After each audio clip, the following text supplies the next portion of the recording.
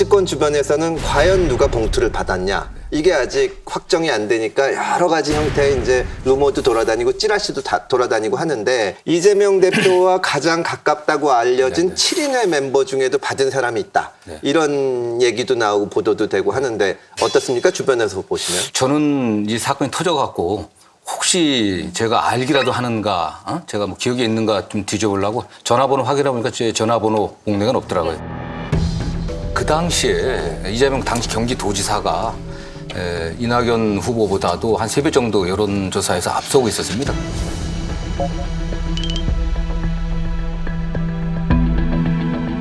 그렇기 때문에 특별히 뭐 어느 캠프에 가담할 이유도 없었고, 더더욱이나 또 본인이 경선을 나가야 되는데 어느 캠프를 도와갖고 척질 이유가 전혀 없었습니다. 그리고 실제로 저는 이재명 대표와 가까운 의원들 모아놓고서 오해받지 않게 절대 앞에 드러나갖고 어느 캠프 들어가서는 안 된다라고 얘기를 했고요.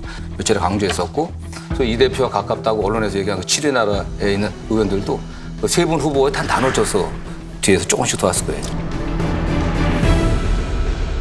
지금 뭐 이게 어느 캠프에도 뭐 직접적으로 연관을 가지 않고 좀 중립적인 위치를 가지려고 노력했다 이런 말씀을 하시는데요.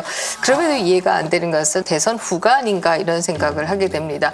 자기의 지역구를 물려준다라고 하는 것은, 이것은 정말 본인이 낙선한 것도 아니고 현직 의원이면서 물려주고 당선될 가능성이 거의 없어 보이는 서울시장 후보로 나가려고 한다.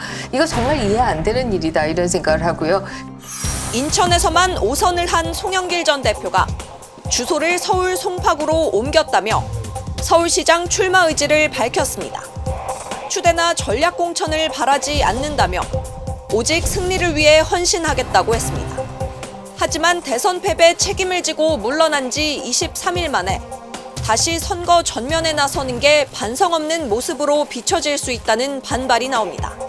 불출마 선언을 대선 기간 중에 했었고요. 지역 연고 기반이 인천이고, 근데 갑자기 서울로 오신다. 자연스럽지는 않죠.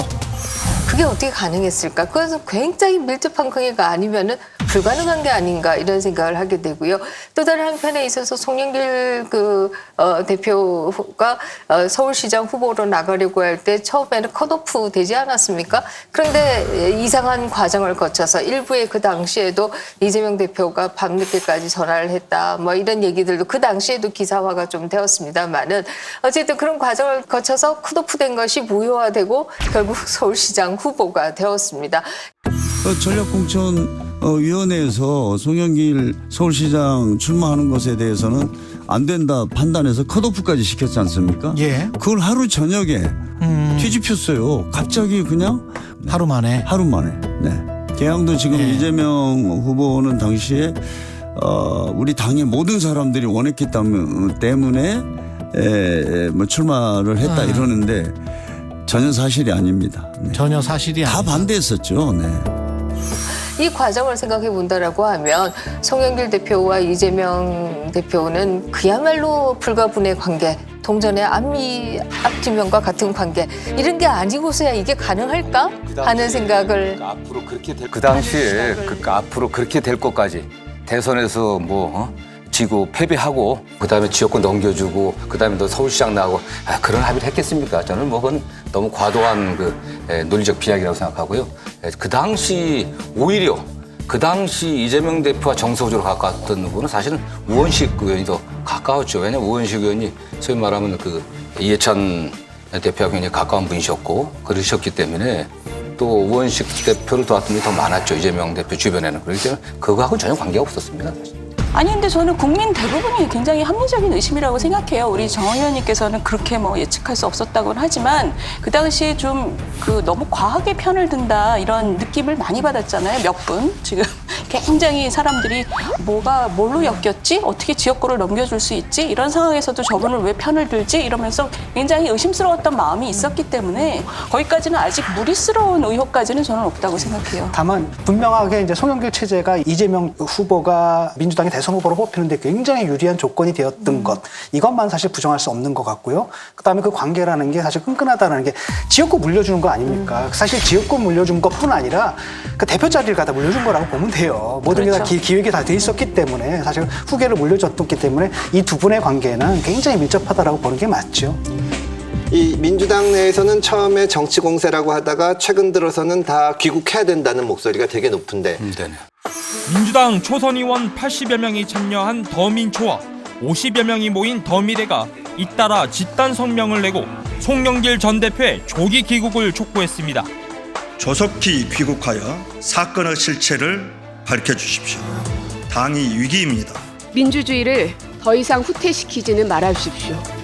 일단 당과 캠프는 구분해야 될 것 같습니다. 당 차원에서 이루어진 일은 아니기 때문에 빨리 귀국해서 당신의 입장은 입장대로 또 뭐 조사에 응할 필요가 있다면 조사에 응하고. 송영길 전 대표 입장에서는 지금 뭐 정치 생명이 걸려 있는 정도의 이제 사안 아니겠습니까? 그리고 가까웠던 정치인들도 다 이제 혐의를 받고 있는 상황인데요. 귀국하는 경우와 또 프랑스에서 계속 있는 경우 어떤 게 장단점이 있을까요?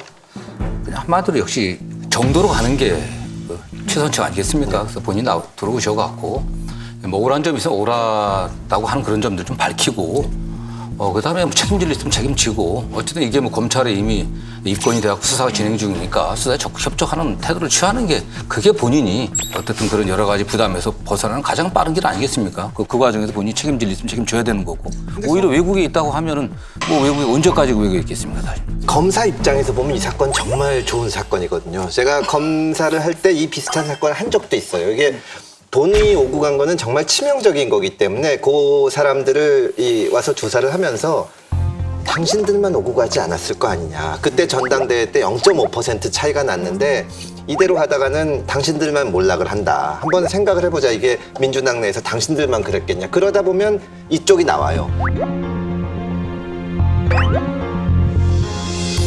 그리고 또 지금 아니 왜 당신한테는 귀국해서 자백하라고 하면서 당신 거는 녹취록만 보면 다 안다고 하면서 이재명 대표는 뭐 이 무죄 추정 얘기를 하냐 이렇게 살살살살 분열시키면 정말 많은 것을 근데 이제 제가 드리고 싶은 말씀은 제가 봐서는 이게 사악한 검사의 모습을 어떻게 보면 민주당이 정말로 치명상을 입고 분열할 수 있는 사건이 될 수도 있는데 그래서 이럴 때는 민주당이 자체적으로 진상조사를 해가지고 상처를 도려내야 되는데 지금 민주당에서는 우리가 서랍 뒤지고 할 수 없지 않냐 조사 못하겠다 이러고 있거든요. 네네. 어떻습니까? 일단 지금 소위 말하면 뭐 찌라시라고 하는 그런데 나오는 명단 갖고 누굴 불러갖고서 하기도 쉽지 않은 거냐. 그 대상, 응?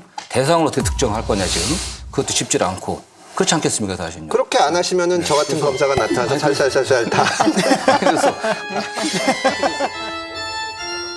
언론에 지금 약간 노출된 뭐 나온 분 두 분 나와 있으니까 뭐 나 물어볼 수는 있겠죠 하겠지만은 좀 강제적인 수단이 없는데 그렇게 조사기구 만들어 갖고서 또 본인이 와보니까 부인하더라.